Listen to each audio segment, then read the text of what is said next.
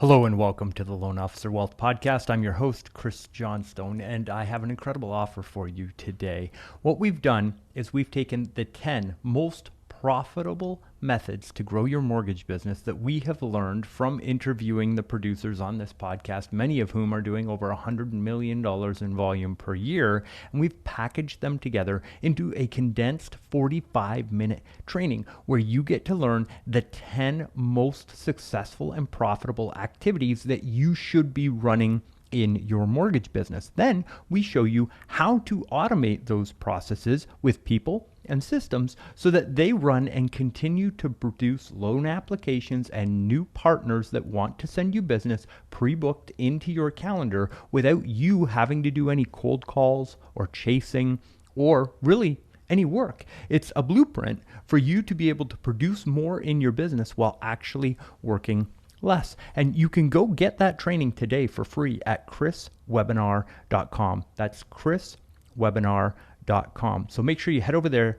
today, grab that training for free, and make sure that you watch it, because the sooner you get started on implementing these strategies, the sooner you can see results and continue to grow your mortgage business. Thank you again for being here with us for this episode, and enjoy another one on the Loan Officer Wealth Podcast.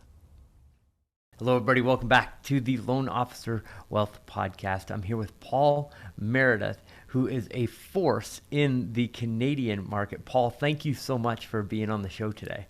Thanks, Chris, for having me. It's a pleasure. Awesome. Right on. So for our listeners, if you wouldn't mind giving us just a little bit of your background, like how did you get in the mortgage industry and how did you build the business, and what level are you at right now?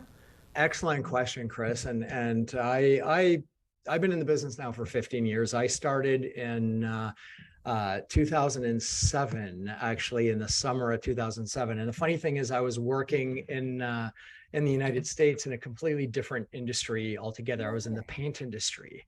So I had announced to my industry that I was leaving to become a mortgage broker right at the time when the whole 2008, 2007 housing collapse was just starting to all unfold, and everybody thought I was nuts and thought that I didn't know what was going on and I didn't know what I was doing. So that's when it started. And the reason why I entered this business, enter this industry to begin with, was because I had such a bad experience myself in setting up my own mortgage when dealing with the big banks. And I was finding that I was not getting the right information. Nobody was calling me back.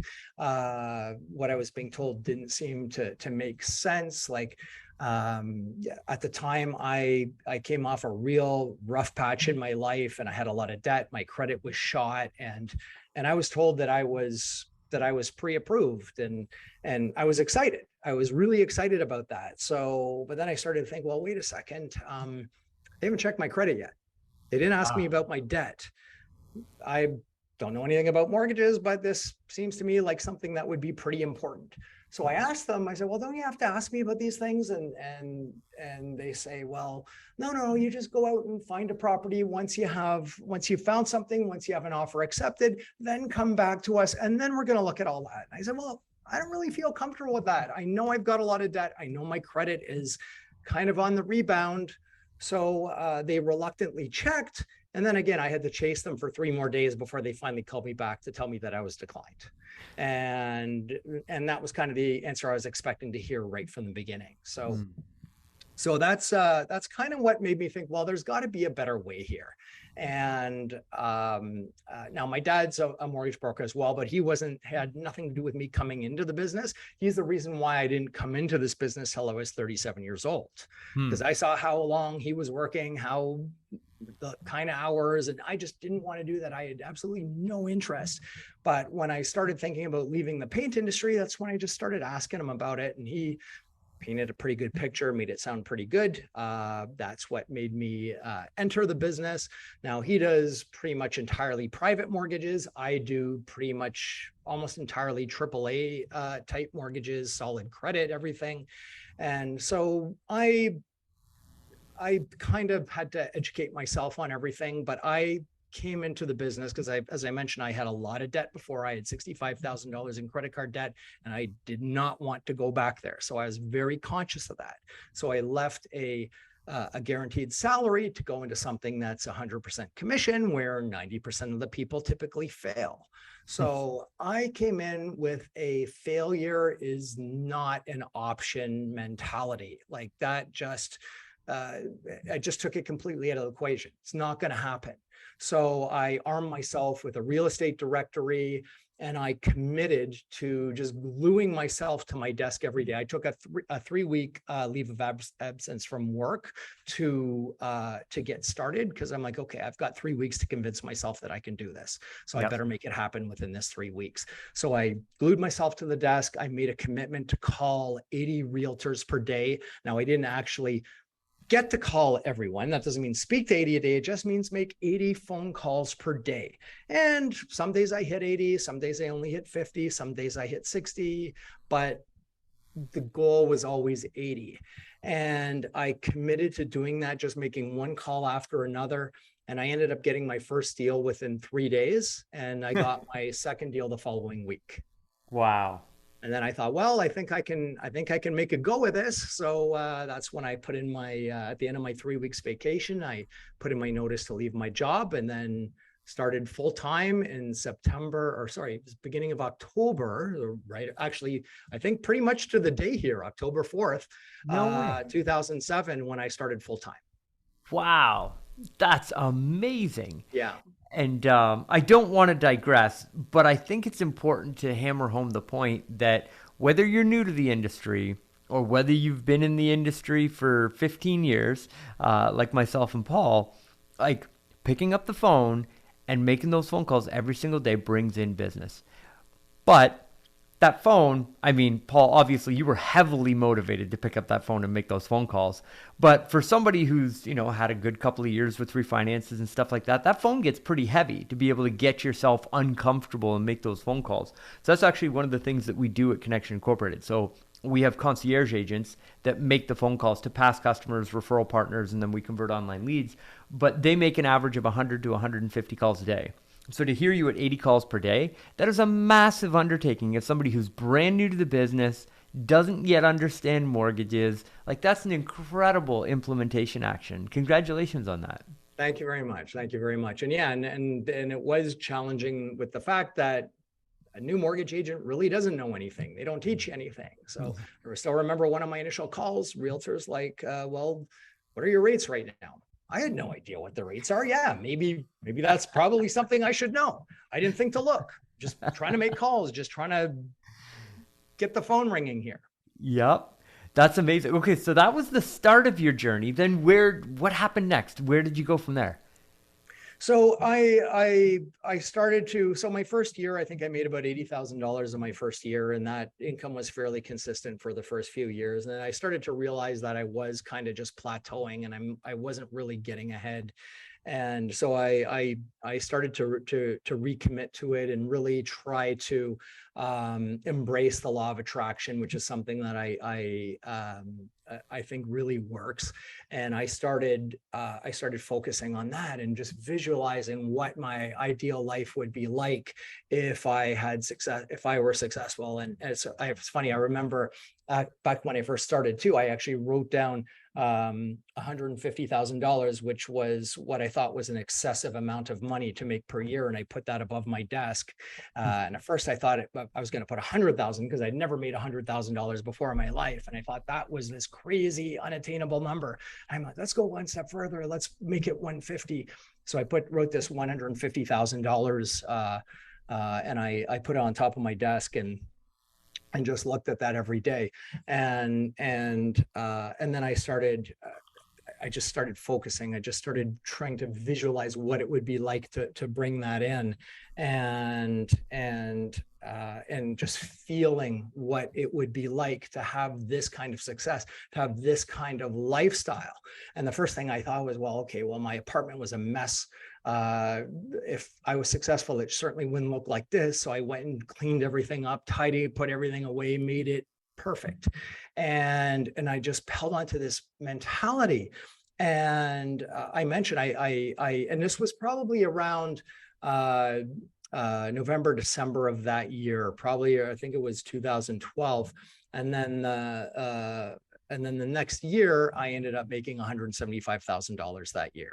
That's So amazing. I more than doubled my previous year's incomes, and then it's just continued to grow ever since. And now I laugh at the 150, because I've got a lot of $150,000 months to get a loan for the whole year. Absolutely. So I also a huge fan of the law of attraction and all of that. And I'm wondering if so you started making the right actions because you had this vision of you in the future of who you were going to be and you started to act like that. Did you take it so far as to say, here's what I'm going to need to do as far as, monthly, daily activities in order to be that person that I wanted to be? Was it structured as far as goals that you had set out, or was it just like 150 grand and I'm just going to think about that every day? I definitely did break it down into smaller goals. That was the annual goal, but then I broke it down into how many deals I would need to do per month, how many, what I have to make on average on each deal, and broke it down. And then I put, what do I need to do to now make this happen? What are the steps that I need to take? And of course, the continuing to call these realtors was always step number one. Just do that and focus on this. And if I just dial the phone enough times, and it'll eventually come if I keep my focus on this. And it did. And realtors are actually pretty friendly people for the most part. They're pretty easy to cold call. It's not like I've worked in a lot of other industries before, and done a lot of cold calling before, and it's not very fun. But realtors are the easiest group of people to cold call. I think out of the 2,500 plus realtors that I ended up calling, I think I only had maybe 4 of them that were rude. Wow, that's incredible. That's amazing. So, Paul, fast forward to today, how much of your business comes from realtor referrals now? Close to none. Yeah, real? No way. None. Yeah, I got to a point where, I mean, you have to have business coming in from multiple different sources, and Yes. there's advantages to realtor referrals and there's disadvantages to realtor referrals, and I find that whenever you're in tight with a realtor, that they want to be involved with everything, so I feel like I found that I was doing a lot of the work twice. So I'd have to explain everything to the client, then explain everything to the realtor. It felt like I was duplicating a lot of effort. So I got away from calling realtors, and then started doing more of started to build my online presence, Yep. and so I'm very well positioned on Google. If you Google best mortgage broker in Toronto, I'll come up on, there's all these top 10 lists. I come up, I think, on every single one of them. And that's just something that I've built from being just doing the best that you can from everybody. Um, and I've got close to 600 5-star reviews on Google. And I think, Chris, I thank you for putting me on track with that, because I think when you and I first met way back, probably around 2013, 2014, around there, I think that was, you told me that I need to get registered with Google Places and start building my reviews, and I did that ever since. And now I've got close to 600, not bad for one guy. Uh, Amazing. and you just have to do you just have to commit to your client, and you have to put your client first. And that's the mentality that I had right from the beginning too, because I know the experience that I had when I started, and it was terrible, and I don't want people to have to go through that. So I set out to give people a better experience with that. So I set out truly caring for people, putting clients needs in front of my own needs. I don't think so much about comp as what I think about what I can do for my client. And you Yeah. put your client first. Stop thinking about comp so much. Stop thinking about what lender is going to pay you the most. You want to be honest with your client. You want to build trust with that client because they're going to come back to you. And when you're new in the business, you think, well, right, I just need right now. But you have to think ahead. You have to think towards the future. And you have to look at this as a lot more than a job, a way to make money. You have to be passionate about the work, and you have to be passionate about your client and truly care for them. Don't just say you care for them. Everybody says they care for their client, but if you're pushing them into something that pays you more comp just for that reason, then you're really not. You're putting yourself first. That's and right. You might think you're coming across like you care for your client, but they'll pick up on it. When you truly care for the client, they will pick up on that. They will know that you care for them, and that leads them to trusting you, and that leads them to referring you to other people. There's a lot of times when I tell people, look, I'm not going to be competitive in this space, so I'm going to refer you to somebody else who is probably much better suited to helping you out in this particular situation, rather than me trying to help them and only for them to find out that they could do something much better somewhere else. So you want to really care for them and make sure that you're doing what's in their best interest. If there's a restriction with a mortgage, you want to make sure that you explain that to them in detail. Make sure they understand, and make sure you take the extra time with them. Understand what they're going through. Put yourself into their shoes. What would you want to know? What would you want to be told if you were in their position? And then you take that time to explain that to them, to let them know, like, be different from everybody else. Be different from everybody else. Like, just care, because most people are thinking about commission and they're thinking about what they're going to get out of it. Start thinking about what you can do for your client. Zig Ziglar had a great saying that, what was it again? It was, something about doing the best that you can do first, help enough people get what they want and you'll eventually get what you want. That was what it was. Help enough people get what they want and you'll eventually get what you want. So focus on helping people, focus on the people, and truly care for them and give them what they want. It all eventually come back to you. If you tell somebody, if somebody's in a variable rate and they ask about converting to a fixed in the middle of the term, don't look at this as an opportunity to get another deal and to switch them into a fixed and to play on their fears and to say, oh yeah, you should totally be doing that. And then you're thinking in your head, yeah, I can get another deal here. No, if it's not right for them, then advise them properly. Give them the advice you would give to your own mom. Yeah. And what would you want to know? And that's how you advise them. And a lot of time, like, I'm always telling people, no, this is not the right thing for you to do right now. Look, let's sit tight. Let's watch it for you. And people remember that. Then you're building their trust for life. If you had to guess, Paul, when you have a happy, successful client that comes to your business, over the lifetime of that customer, how many deals would you say you get from referrals from that happy customer? That's a really good question, because and I'd really have to crunch the numbers and to figure that out exactly how much each customer is worth in terms of referrals. But if I had to go and guess, I'd say at least two, at least two per person. And because a large part of my business is referrals. Again, like I said earlier, I believe in diversifying. So my business is like about a third of it is repeat clients, a third of it is referrals, and then a third of it is new business that is sourced out from online. So, and then I'm constantly building it. I'm always trying to grow my team, grow my staff, and so we can continue building and growing the business further and further and helping out more and more people. And again, it's all about helping the people. That's amazing. And so, okay, so much to unpack here. So 600 plus Google ratings and reviews. Do you have a process in place in the business to ask for those reviews? Is it part of the process when you're bringing people through the mortgage? What is your process for getting those ratings and reviews look like? Absolutely. So once we close a deal, I'll reach out to them personally within. I usually ask for the review about a month afterwards, because I like to make sure that I'm getting new reviews added each week.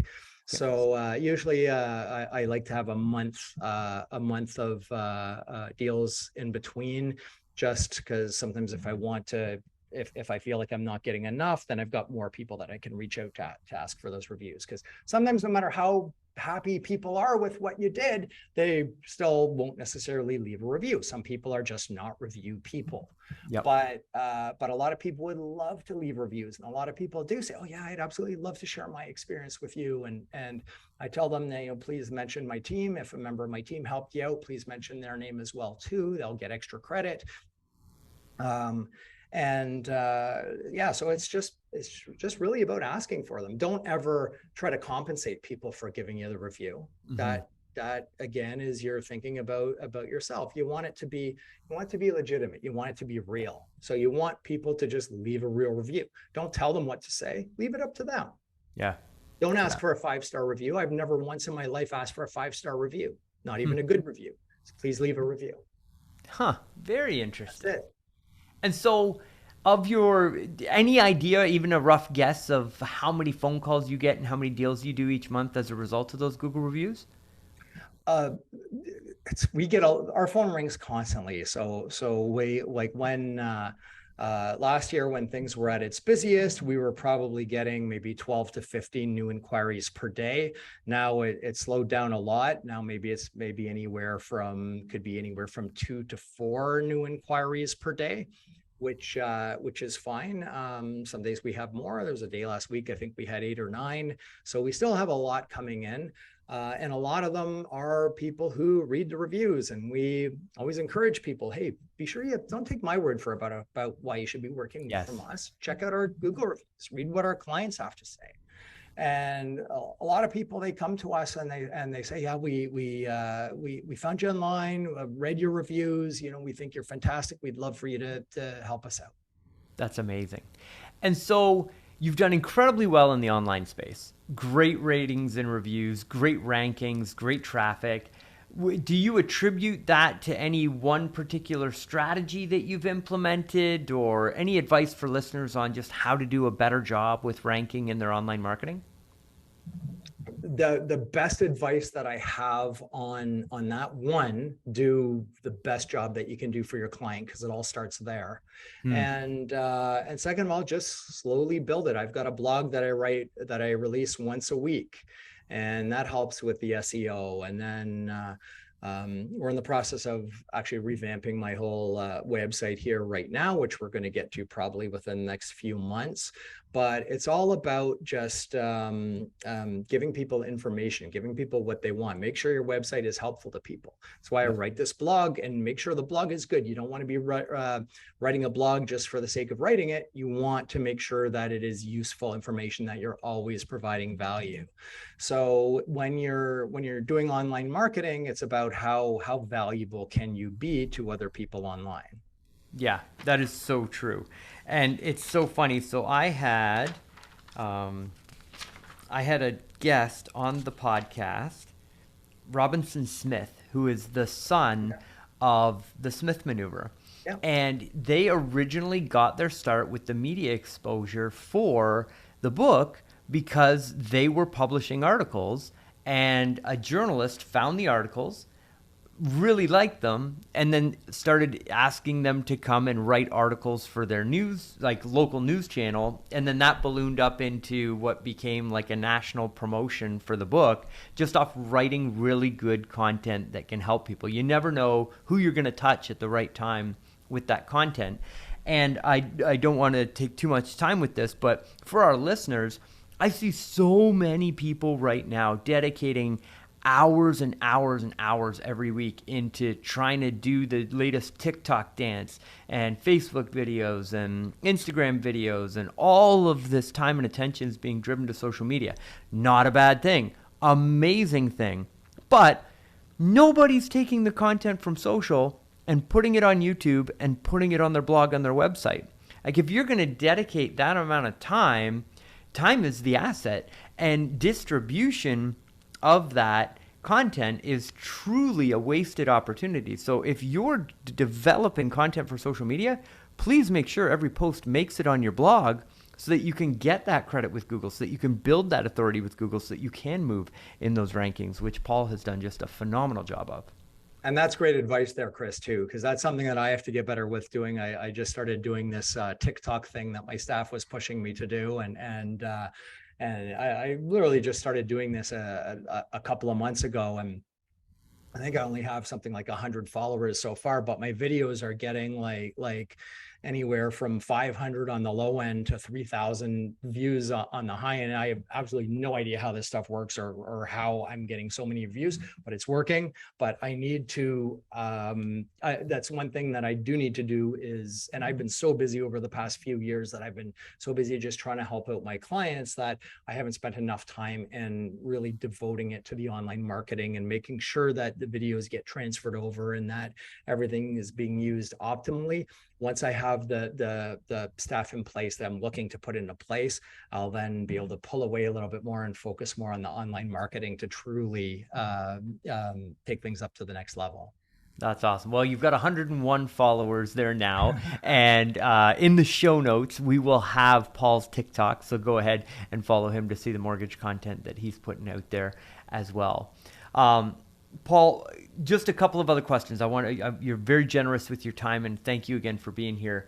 So you mentioned a third of your business is referrals, a third is from referral partners, and then a third is from advertising. And you've got a phenomenal online advertising component. So if we could dig in a little bit on the referral partners that you do have right now. So you're not doing a ton with realtors. Have you expanded out into financial planners or insurance advisors? Like, where do you find the majority of those professional referrals coming from now? So all my referrals are from past clients. Oh, all of them. Yeah, I'm not getting, I don't reach out to any other professionals. I really don't Wow. get much from there. Now I do have some realtors that do refer me business regularly. So last year, I think I closed about 300 deals and I think maybe 4 or 3 of those were from realtors. Wow. So yeah, not really much there at all. It's all pretty much past clients. Awesome. And so what are you doing other than phenomenal service to help make sure you get as many of those referrals as possible from your database? Yeah, and another big thing, and I'm glad you asked that too, because yeah, another big thing too is, and which ties into the previous question you asked about how I'm leveraging the online world and making that work for me, and it's all about positioning yourself as an expert in the field. And you want people to think that, well, this is the expert, this is the person to go to, this is the person that this person knows their stuff. So if you look at me and if you look at all my accolades, everything is pointing back at the expert positioning. So Right. in 2017, I wrote the book Beat the Bank: How to Win the Mortgage Game in Canada, which is an Amazon #1 best-selling book. I'm the exclusive mortgage broker on season 2 of the real estate reality television show Top $1 Million Agent. I'm also on the upcoming season 5 and season 6 of that show. I've been ranked in the top 75 mortgage brokers in Canada for the past 6 years, I think it is now. Finalist for Mortgage Broker of the Year for the past 3 or 4 years, plus other smaller accolades that I've collected. And everything gets all put into the website. And the whole reason why I go after these awards is specifically for that reason. Everything is about expert positioning and showing people why they should be using me as their broker, because I'm showing them that I'm the guy with the knowledge, that I'm the expert, that I'm not just the expert, but I'm one of the leading experts in the country. Awesome. Yeah, that makes a huge difference. And so do you, like when you win an award, do you do database marketing based around that? Will you send out and just say, thanks to all our happy clients for making us, a nominee for the Mortgage Broker of the Year this year? Or do you put promotions together and send them out to the database? I should be. Oh, okay. just wonder. But I'm not. And I'll tell you what I would do there. Because remember, I said it's all about value. So that's something that whenever we get a new award or are given something, we really should be posting that on all our social media immediately. Hey, we just won this award, blah, blah, blah. That's something for social media. I don't think it's something that we should be reaching out to the database, because when you reach out to your database with information like that, you're making it about you, not about them. It's like, hey, look at me, I'm great. Where's the value in that to the client? That's when you get people unsubscribing. So you want to make sure that when you are sending out like a bulk email to the database, and I do that once a week, I write the blog once a week. I put just the preview of the blog. I leave a hook point in there with a read more link to get people to go to the website. And when I look at my Google Analytics, I look at my tracking every Wednesday, there's a huge spike because that's when I send out my blogs, and that's when people are going to the blog and seeing it. So I forgot what the original question was. No, you nailed it. You nailed it. That's amazing. Kind of got off track there, I think, but yeah, you want to make sure that whenever you do email your database, you are giving them something with value. It's never about what you can get. It's never about why they should use you.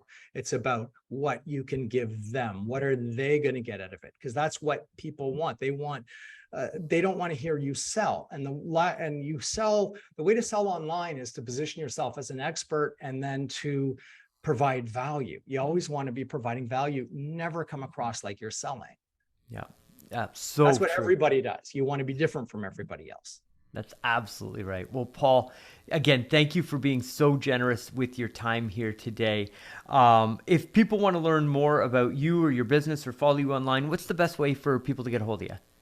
So they can check out my website at www.easy123mortgage.ca. You can, of course, just Google my name, Paul Meredith, Meredith. And yeah, everything's on the website. Contact info's on the website. If someone wants to email me directly, my email address is paulm, Paulm, at citycan.com, Citycan as in Nancy.com. And between Google and that, you should pretty much get everything that you need. That is amazing. Well, again, the book Beat the Bank: How to Win the Mortgage Game in Canada is, of course, on Amazon. It is an Amazon #1 bestseller. That's awesome. Well, again, Paul, thank you so much for being on the show. And to all of our listeners, don't forget to head on over to iTunes, hit us with a 5-star rating and review. It helps us get more incredible guests like Paul on the show. And if you're seeing this on social media, please like, comment, and subscribe. Let us know what you liked about the episode and share this with all of your contacts because it makes us all better in this industry. And we're all in this together. So thank you very much for listening, and we'll see you on the next episode.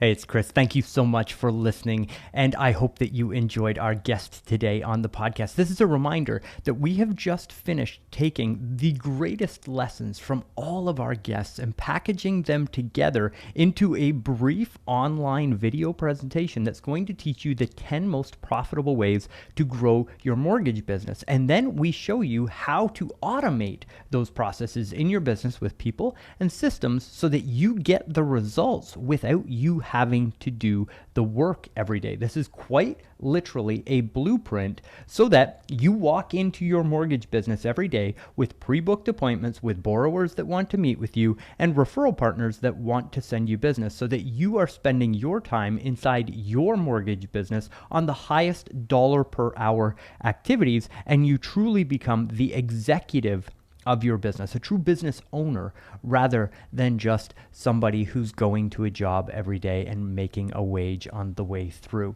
This is an absolutely incredibly powerful training for you, and I cannot wait for you to experience it. So head on over to chriswebinar.com. That's chriswebinar.com to get that free training today. Now, if you could do me another favor, if you enjoyed this episode, please head on over to iTunes, search the Loan Officer Wealth Podcast, and give us a 5-star rating and review, really on any podcast platform that you're watching this on. That just 30 seconds of your time goes to help another loan officer in the industry discover this information and really help put their life and their business on track for more success. We are all in this together, and there is more than enough for all of us in the industry. So I would love if you left us that 5-star rating and review. Don't forget to stay tuned for our next episode, and I'll see you then.